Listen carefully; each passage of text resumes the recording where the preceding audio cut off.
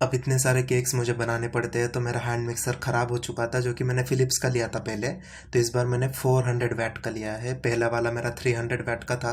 कोई paid promotion नहीं है, अच्छा मुझे प्रोडक्ट लगा तो इसलिए मैं आपके साथ शेयर कर रहा हूँ। आईबेल का है ये, बहुत सारे रेटिंग्स, इसको ऑलमोस्ट 4.24 रेटिंग थी आउट ऑफ 5 अमेजोन और फ्लिपकार्ट दोनों पे।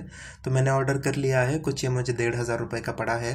तो यहाँ पे कुछ नहीं है, बटन से 1 to 5 की स्पीड है, टर्बो का बटन है और इजेक्ट का बटन है जैसे नॉर्मली होता है। बस इसकी एक अच्छी चीज़ की, जब ये क्रीम हम लोग फेंटते हैं तो इसको रखना कहाँ है, इधर उधर गिरता है और बहुत मैस क्रिएट करता है। तो इसके साथ स्टैंड आया है, इसलिए भी मैंने इसको खरीदा है।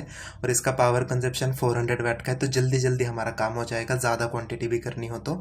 बाकी इसमें 1 साल की वारंटी आती है, बाकी सारी चीज़ें ऑलमोस्ट नॉर्मल ही है। अगर आपको इसका लिंक चाहिए हो तो कॉमेंट कीजिएगा, मैं आपको आगे वीडियोज़ में यूज़ करके भी बताऊँगा।